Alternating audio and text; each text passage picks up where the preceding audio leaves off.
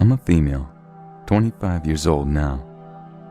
Last year I had just moved into a new neighborhood almost an hour away from where I used to live. The house my boyfriend, Andrew, and I were renting was in the middle of a cul-de-sac facing the road.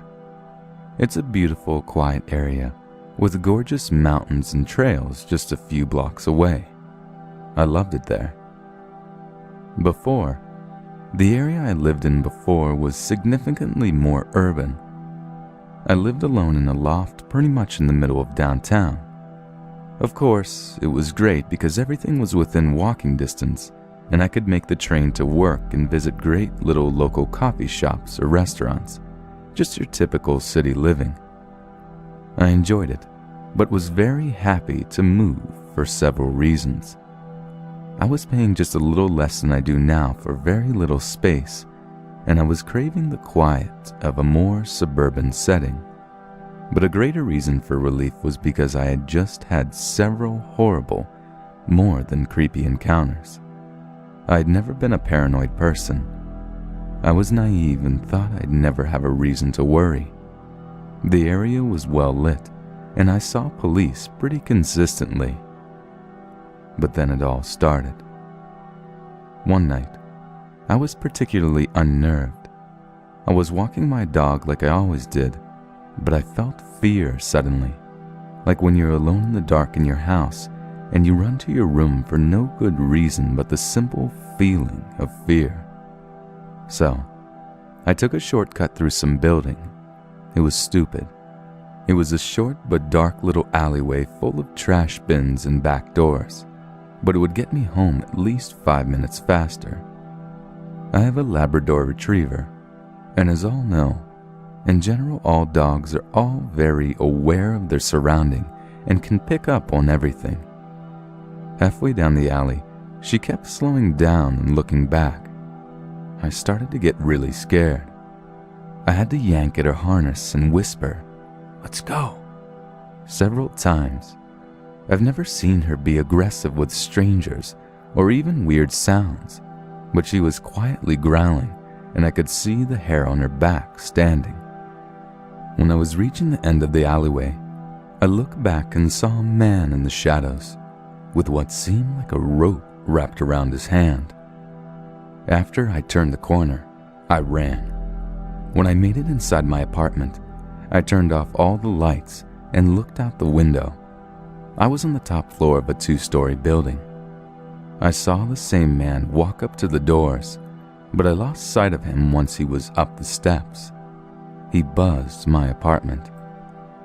I stood there for a while thinking it'd be best not to try to speak to him.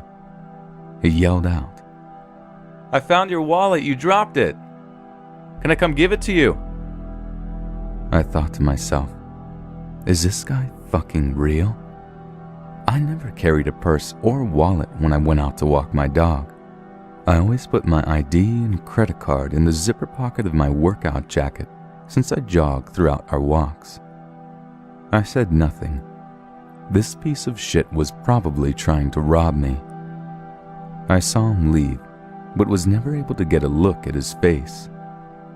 A few days later, I was on the train coming back from a late shift at work. I take the last train of the night. It was 11 p.m., and 2 stops before mine, a man came inside and sat right behind me, which was strange, seeing as there were literally at least 24 open seats, but he seemed distracted by his phone, so I thought nothing more of it. When I got home, however, I panicked. I was putting my hair back to wash my face before bed when I felt a huge, thick chunk of my long hair was missing from the middle. Someone made a blunt cut straight across, about 5 inches up. That morning, I had simply brushed my hair and kept it down so I hadn't had a chance to notice anything. I called Andrew and asked if he'd done it as a prank, even though I knew I was asking in vain. It had to have been the man on the train, and I wish I'd gotten a better look at him again. The feeling of being watched persisted for weeks. I'd hear footsteps behind me, get my door buzzed in the middle of the night, etc. I stopped walking at night, and eventually altogether. Instead, I drive down to a park a few miles out. But things only got worse. One night I found a package outside my door. Inside was a letter labeled, "All for you." I opened it happily, thinking it was a gift from Andrew.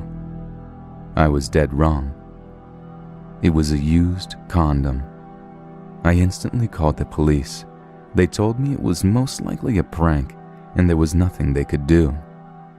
I felt helpless. The nerves got out of hand. I was nervous all the time. Andrew worried too, so he never left me alone. He stopped sleeping at his place, even though he continued to pay his rent. So the second my lease ended, I bailed. He ended his lease, and we moved in together.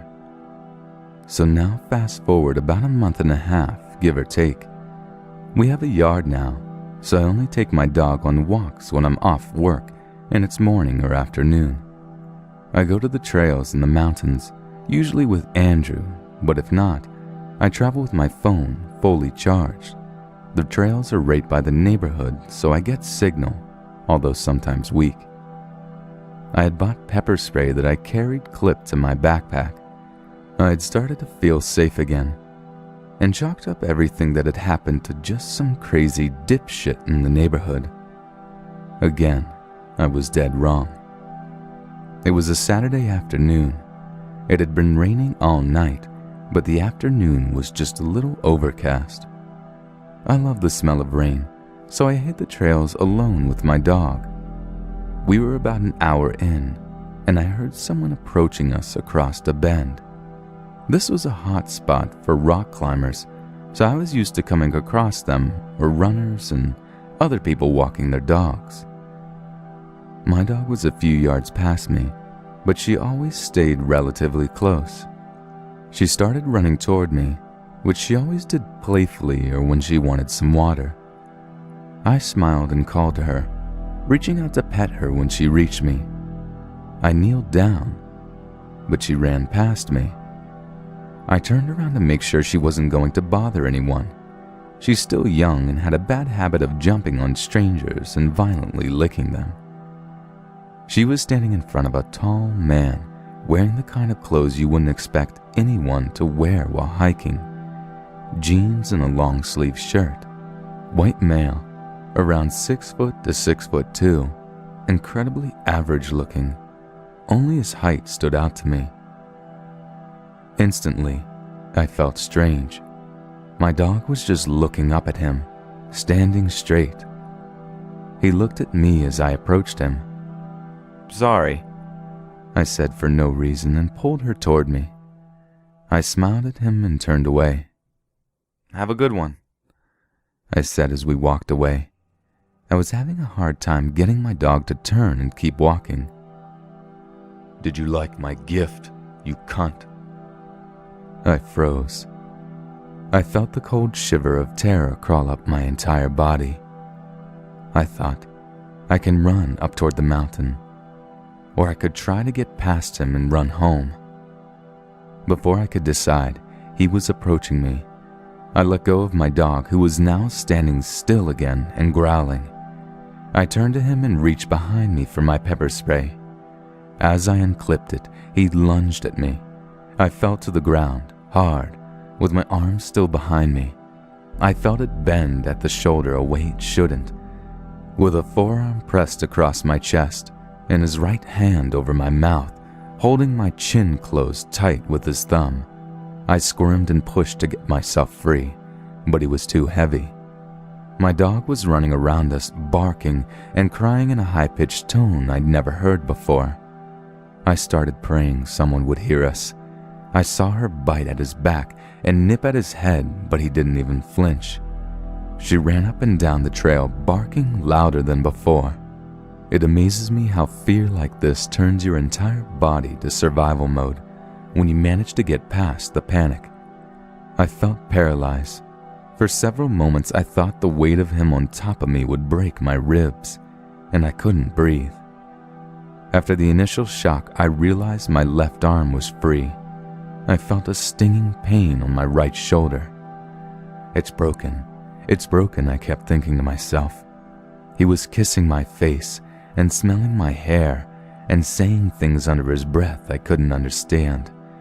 I could feel his penis pressing against my leg. "Be a good girl for me. Okay, baby. Okay?" I told myself to calm down. I begged myself to just calm down and think. I stopped fighting. I patted around for a rock with my left hand. He softened his grip on my chest and moved his hand from my mouth, so I stopped moving my arm, hoping he wouldn't notice it was free. "You want it so bad, don't you, baby?"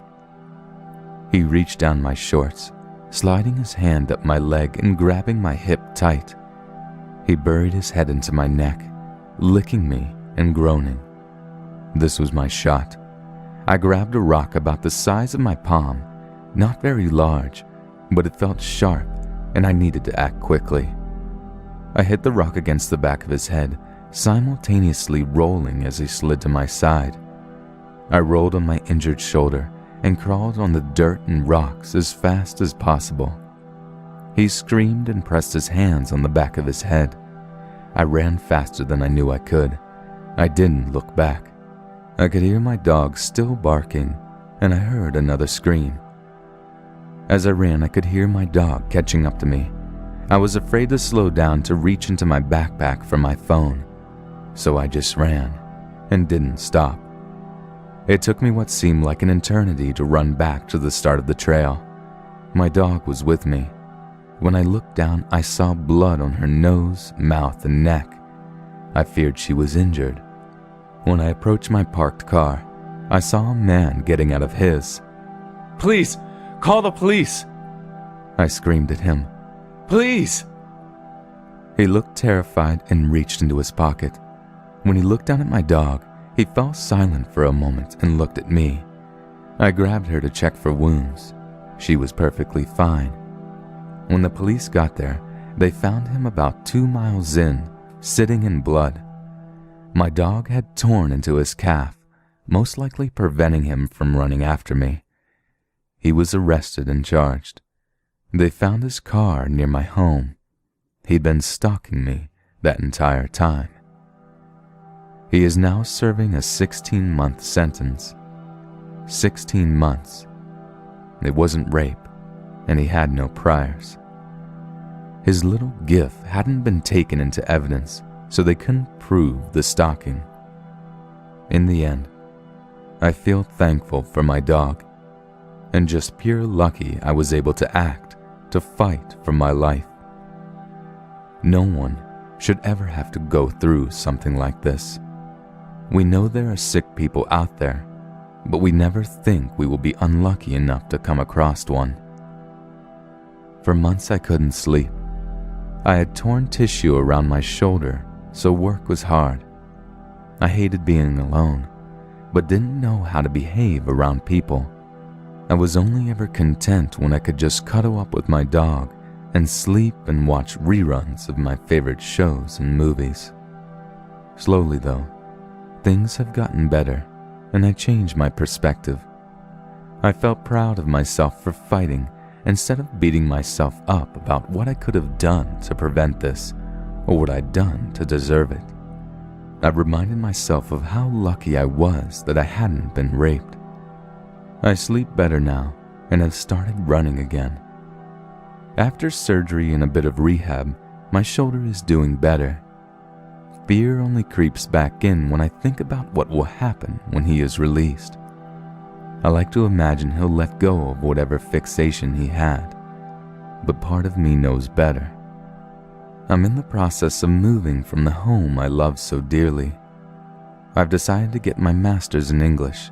I always thought I'd stop with my bachelor's, so I'm moving to a different state for school. Andrew found a job and is coming with me. He helped me through everything and was understanding the entire time. I'm moving forward with my life, not running away. The best thing we can do for ourselves when someone comes into our lives and takes something away from us, whether it's our sense of security, our happiness, any piece of us, is to fight and never let them break your spirit or your soul.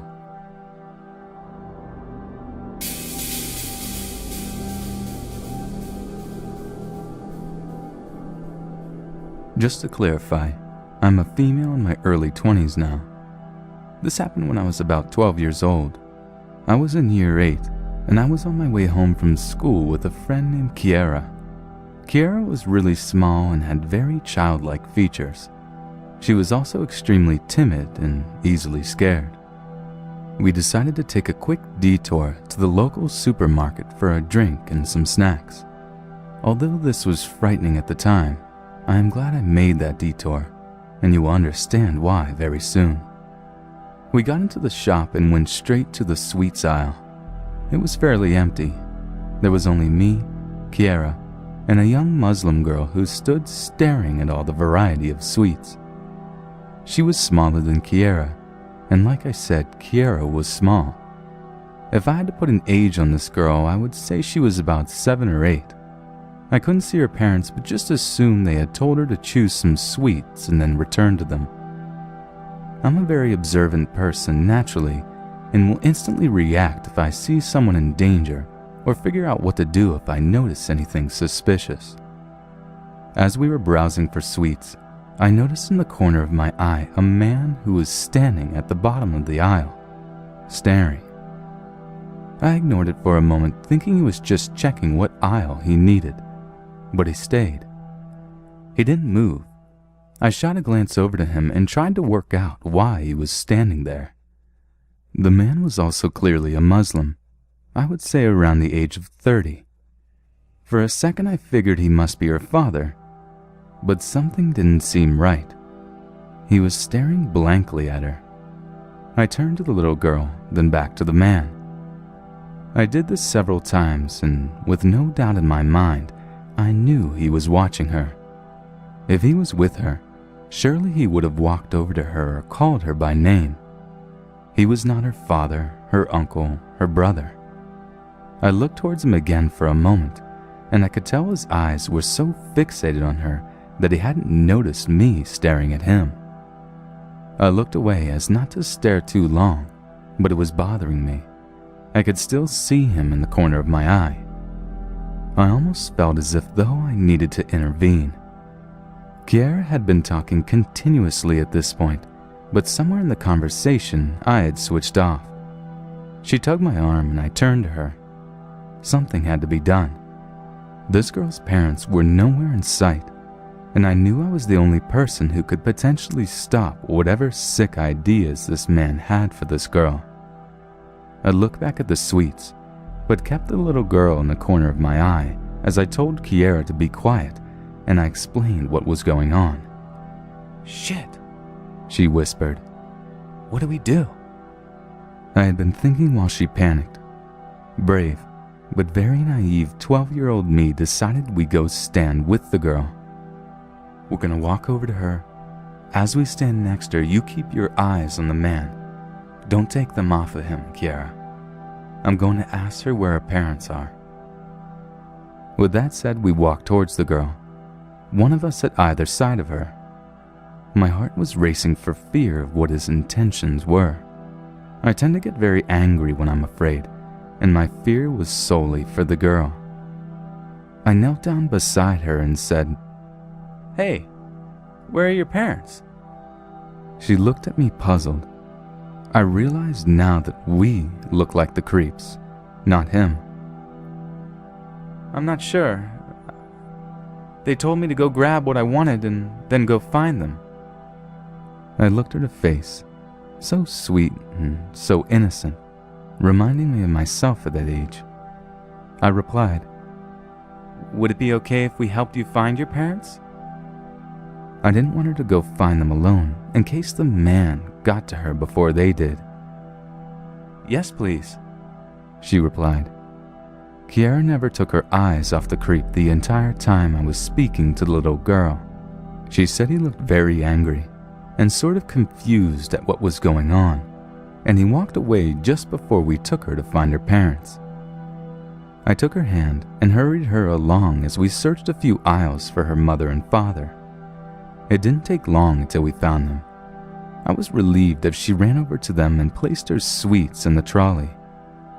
"Thank you," she said. Her parents looked at us with concern, so I approached them quickly to explain why she just thanked us. I told them that a man had been watching their daughter intensely for the past 5 minutes, and I was worried because I couldn't see her parents. They thanked me many times before I left the shop. I remember how terrified the mother looked as I told her. She took my hand and thanked me again before we left. It's over, I thought. The little girl is safe, and I'm so glad I took a detour. Me and Kiara left the shop, and Kiara decided she didn't want to go home yet, so she insisted I come to her friend's house with her. "Not today. I really need to get home, otherwise my dad will start to worry." She nodded and set off in the opposite direction. I began walking home, alone. I felt strange. Something in my gut was telling me to turn around. I walked through the car park and past the usual shops. Then I turned. He was behind me, merely yards away. As soon as I caught his eyes, I turned around and picked up pace. My heart was pounding. I was only 12, and I knew I couldn't outrun a grown man, and I was way too small to fight him. "Think," I screamed in my head. I kept passing shop after shop. No one was around. It was roughly an hour after school ended by this point, and all of the school kids had been to the local shops and gone home, usually in large groups. The sweet shop, I thought to myself. At the top of this path I was on, inside the car park and supermarket complex, was a small sweet shop. Nearly all of the kids from school flocked there after school ended for their cheap sweets. I knew there was a security guard inside. He was always there. He watched out for the kids stealing sweets. If I can get to the shop before it closes, I'll be safe, I thought. Yet it closed early on school days as the only customers were us kids. I was hoping for dear life the shutters weren't down. I knew if it was closed, I didn't stand a chance. My route home was simple, but not so much if you're being chased. After I passed that shop, I had to turn right under a bridge, then climb large stone stairs to walk over the bridge, to then walk up a large hill to get home. I didn't stand a chance. Not to mention that I had severe asthma that was made worse when I was panicked or nervous. I picked up as much pace as possible without running. I didn't want him to think I was aware that I was being followed. He was walking at a steady pace, but keeping his eyes glued to me. Suddenly, as I was about to reach the shop, I saw the security guard. He stepped out of the shop just as I reached it. I scurried over to him and told him everything that was going on.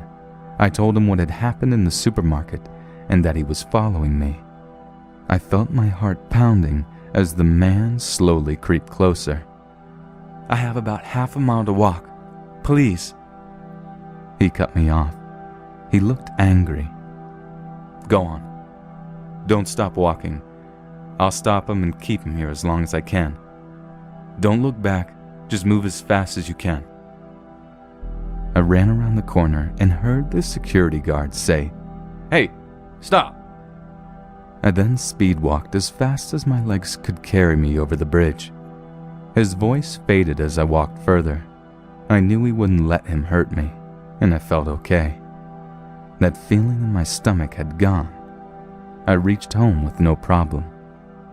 I never told my dad or grandparents, but like I said, I've always been cautious, and even if I put myself at risk, I'm glad I was able to help that little girl.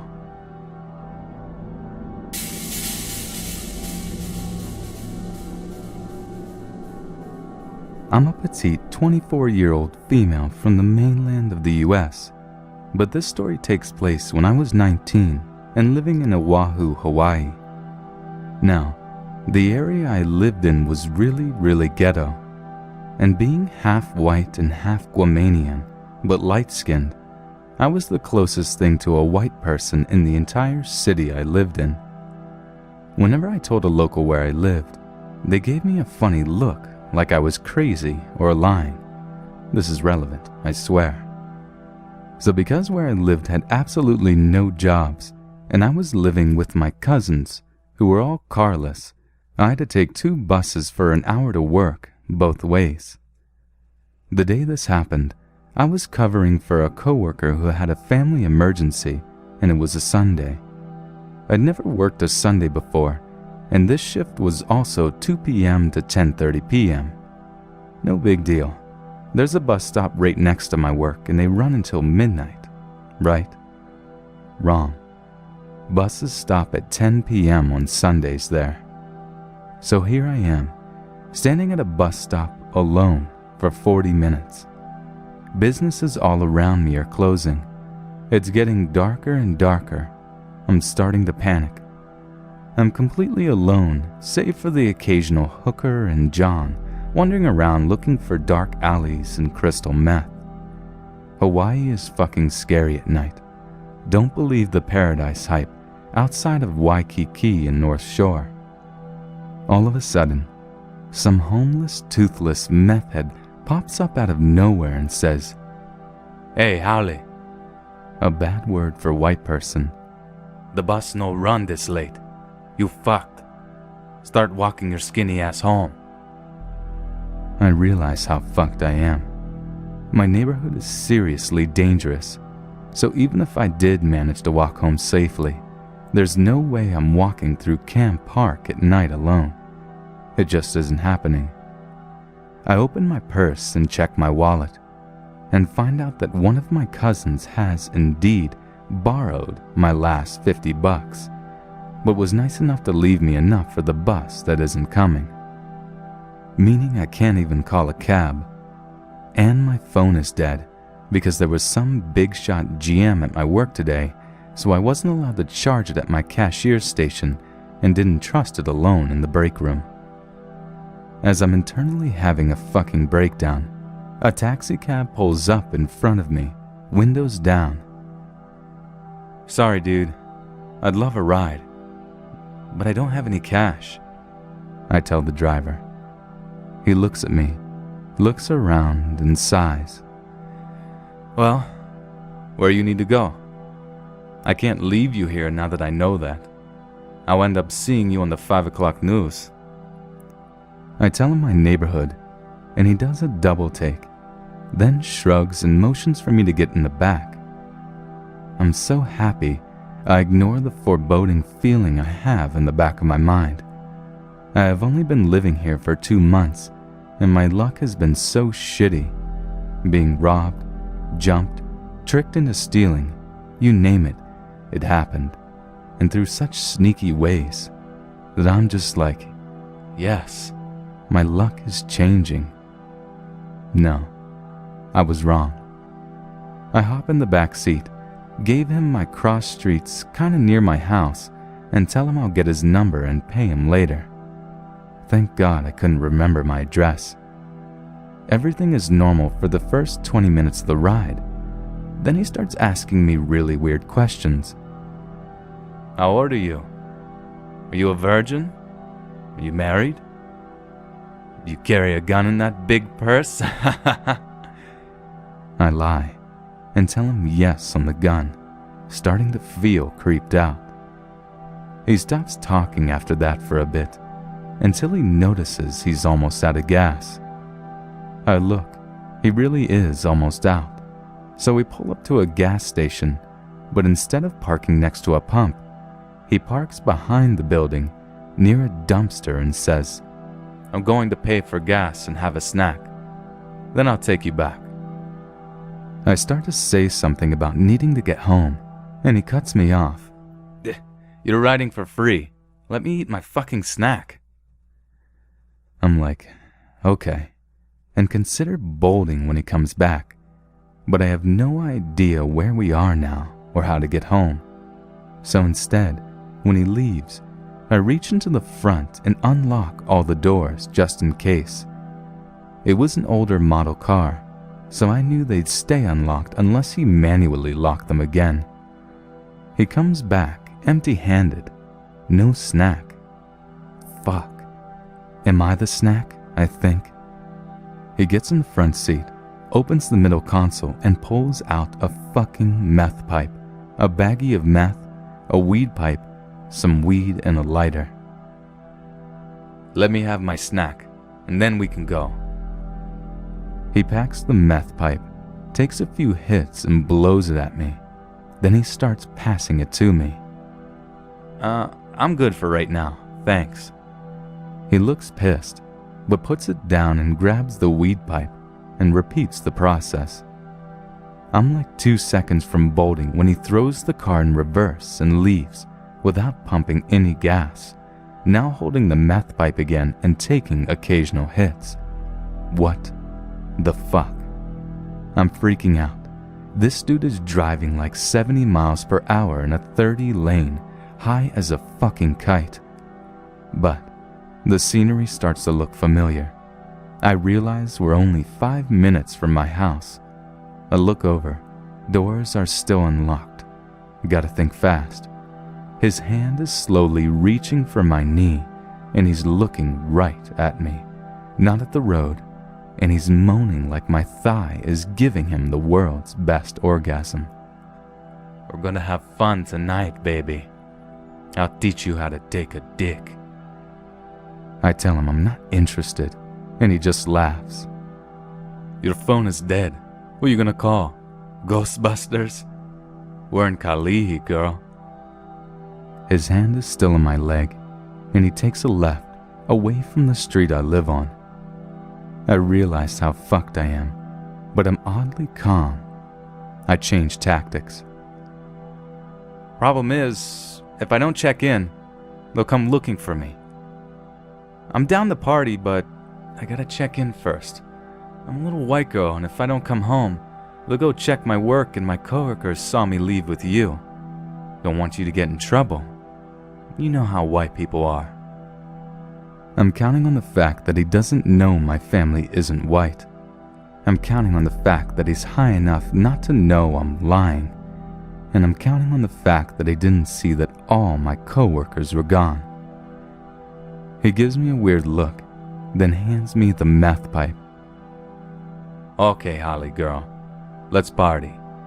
I hold the pipe to my lips, waiting for him to look towards the road and emulate what I saw him doing, turning it to the side while lighting it. I produce a tiny bit of smoke, don't inhale, and immediately blow it out, hoping to God I don't get fucking high and I never have to explain why there is meth in my system if I do get high. You're fucking burning it! He gets pissed and grabs the not hot end of the pipe from me. Wasting my fucking dinner. I'll show you how to do it right. He takes a hard right, and I realize he's headed for the cross streets I told him. My vision is a little fucked. Everything seems too bright, and my adrenaline starts to feel almost euphoric. Fuck. Am I high? Oh, fuck. The street I live on is wrapped around a hill, easily a mile wide, and the cross streets I told him about are about a quarter mile from my house. As we get close to the cross streets, he slows down, asking me what house it is. I lie and say I can't tell, asking him to slow down, telling him it's so dark and I just moved there and all the houses look the same, and I'm high. He obliges and slows the car down to about 5 miles an hour, and I make my break for it, swinging the door open and jumping out of the still-moving car. I feel like I'm fucking flying as I hit the dirt of the sidewalk and crab walk until I can get to my feet, then I break out into full sprint. I probably look like a fucking lunatic, arms flailing, but I did not give a fuck, nor did I bother looking back. The oldest cousin I lived with was 39, male, and built like a fucking Samoan. if I could just get to my house, everything would be okay. That was all I could think. Plus, because he turned, we had actually passed my house, so we would have to drive to the next driveway to turn around because it was a narrow road. Plus, he was at the bottom of the hill, so I wouldn't be able to see which house I was in. I didn't see headlights, so I figured that was a good sign. Finally, I ran into my front yard, unlocked the front door, relocked it, and slid down to the floor, a shaking, crying mess. I went to the front window and peeked out. No one on the street, no cabbie, nothing. I was safe, I thought. I ended up not telling anyone what had happened because I always got the same lecture when something bad happened to me. You're acting like some stupid little college white girl. If you were smarter, yada yada yada. But everything seemed okay. I started working day shifts only, avoided being alone or ever at the bus stop, and life went on. About a week later, I noticed a black car with tinted windows parked a few houses down from my house. Figured it was a neighbor's friend and brushed it off. Only, it was there the next day too, and the next. I finally asked one of my cousins, about 17 years old, if he'd seen it. He said it showed up around 6 every day, which is when I would get home from work, and I started freaking out. Finally, I broke down and told my giant cousin what happened, leaving out the meth part. Surprisingly, he didn't lecture me. He felt bad that I felt I couldn't come to him for support, and apologized for riding me so hard about being from the mainland, and he said he'd deal with the black car. The next day, my cousin's son picked me up from the bus stop near the house on his moped.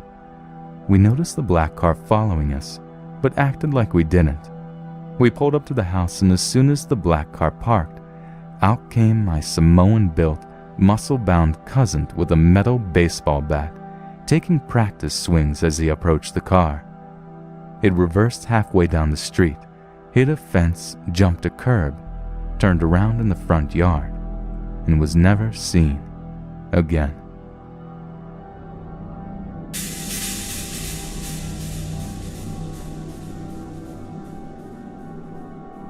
My first babysitting gig almost got me and the kids killed, all because of one mistake. I was 14 at the time. This happened sometime in the summer of 2014. I had known these kids and their parents almost since I was born. Our neighborhood was very friendly, and our parents regularly did stuff together. I remember this night very clearly over 2 years later, and it still terrifies me. The night this happened, our parents were going out to a fancy adult-only restaurant to celebrate my mom's birthday with the kids' parents. They said they'd be home around 11 and to remember to lock the doors. I did. They had 3 kids, Haley, Alex, and Madison. Haley was the oldest, and she was 12, almost 13. I know it seems weird that I was babysitting a kid only 2 years younger than me, but Haley wasn't the most trustworthy kid. I think she would have been a much better kid if her friends weren't such bad influences. Alex was the middle child and their only son, and he was usually pretty good. He liked video games a lot and was usually pretty quiet. Madison was the youngest. I think she was 6 at the time, and she was probably the most difficult. She wasn't very good at listening and tried to act older than her age. Alex was the middle child and their only son, and he was usually pretty good. He liked video games a lot and was usually pretty quiet. Madison was the youngest. I think she was 6 at the time, and she was probably the most difficult. She wasn't very good at listening and tried to act older than her age, swearing, refusing to sleep. She even stole stuff from her school more than once. Our parents met up and left around 7 p.m. I thought this was a pretty great deal, since I was pretty close with these kids. They were usually pretty good for me, except Madison and sometimes Haley, so I figured this night was just an easy $60. But, as it turns out, it was probably the most terrifying night of my life. Madison wanted to play outside as soon as her parents left. I trusted Alex enough, but Haley usually had friends over and they got into stuff they weren't supposed to. Mom's wine, Dad's cigarettes, and she found the credit card when she was 8, so I told her to come out with us. She did come out, but immediately she said she was going to the store and walked away. I started to chase after her, but then Madison started to wander into the road, so I just yelled she'd better be back soon or I was calling her parents. I got Madison into the yard, and we just played dolls for a while. I checked on Alex a couple of times, but he was doing fine. Haley did come back eventually, but she had lied about the store, no surprise there, and instead had her friend Jess come over. They went inside and we played dolls for probably 10 more minutes. That's when I probably made the biggest mistake in my life, mostly because of Madison. This guy stopped his car right in their driveway. He asked if we were okay outside by ourselves. No idea why he chose us, because there were probably 20 other kids outside at the time. I said we weren't by ourselves and our parents were right inside. But of course Madison blurted out, "No, they're actually at dinner. This is our helpless little 14-year-old babysitter. Might as well just kill us now." The guy smiled and told us to have a good night and be safe. Don't stay out past dark, all that shit before leaving. Nothing struck me as wrong at first.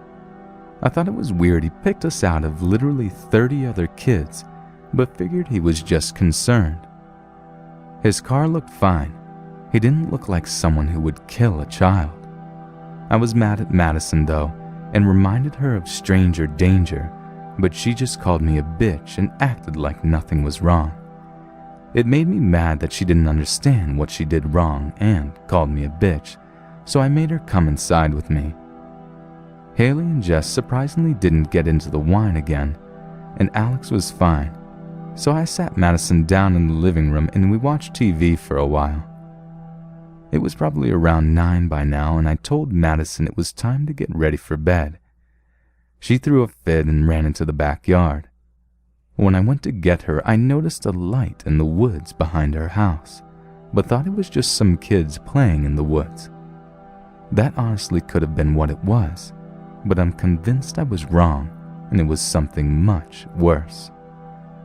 I finally managed to force Madison into bed and started to read her a story.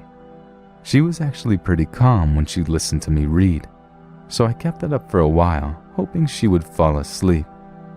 She actually did, so I went to check on Haley and Jess, who wouldn't open the door. Alex was still in the basement on their Xbox or PlayStation or whatever, so I went down and made him come up to do something else. He was a pretty good sport about that and didn't complain, so he started watching TV and I started to finally relax. I was doing my own thing in the other room when Alex said there was someone at the back door who said he was the pizza man. I went in to see, and it was the same man. I still didn't get that this man was bad news, so I asked him why he was at the back door. He said he didn't see the front door, which was an obvious lie, but I didn't ask him. I told him to wait and went upstairs to yell at Haley for ordering pizza without my permission. She opened the door and said she didn't before slamming it shut again. Haley lied a lot, but it was usually pretty obvious. For whatever reason, I trusted her about this. I went down to tell the guy he was at the wrong house when Alex told me he had bolted as soon as I went up. I thought he had maybe figured he was at the wrong house and was embarrassed or something, so I told Alex he could go down and play his games again. He was happy and ran back down into the basement right before there was another knock at the door. I looked through the people and saw that same guy just standing there. He was holding no pizza box and wearing no uniform. I didn't notice this at the time, but later realized when telling my hysterical parents and the police. "Sorry, dude, you got the wrong house," I told him. I started walking back to the living room when I heard him say, "No, this is the right house. The little redhead ordered it." Looking back, I should have known right then not to let him in. How could he know Madison had red hair from a phone call? I ran upstairs to yell at her for ordering a pizza and still being up and somehow getting a phone. But when I ran into her room, she was still sleeping. I thought she was pretending, so I woke her up and she called me a bitch again. She said she never ordered a pizza, and I couldn't find a phone in her room, so I just let it go. She wouldn't go back to bed now, so I said she could come watch TV with me. We went downstairs, and when I went to tell the pizza man this was still the wrong house, he was gone again. I thought nothing of it, and we got Alex up from the basement to watch TV with us. We started to watch TV again when Alex said he heard something in the basement. I paused the TV, and he was right. There was something down there. I told the kids to wait there, just in case there was a wild animal, and went to open the door. What I saw still haunts me to this day. At the bottom of the stairs was the man, holding a knife, slowly making his way up the stairs towards the door, towards me and the kids. He froze for a second when he saw me open the door, then started running. I screamed and locked the door seconds before he reached the top. He started pounding on it, screaming something I couldn't understand.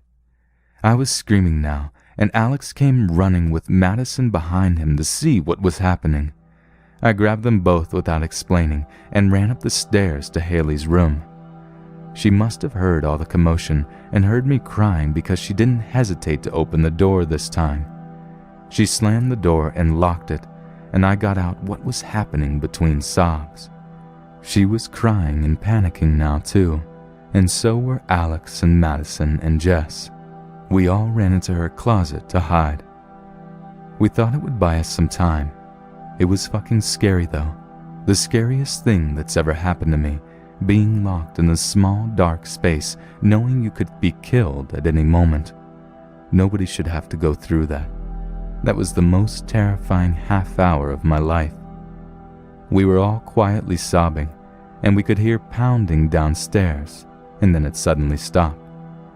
We were even more scared now, thinking he had broken the door and was on his way to kill us. But it was actually her parents, coming to save us. The guy must have heard all four of our parents and realized he couldn't take them all on. I guess he ran off into the night, because they didn't see him or even know about him till we told them what had happened. I'll never know what happened for sure because they never found him. Sick fuck escaped into the night. Our parents were screaming our names when they realized what had happened downstairs. He actually had busted down the door and had ripped apart the living room and kitchen looking for us. If they had arrived any later, I might not be alive to type this today.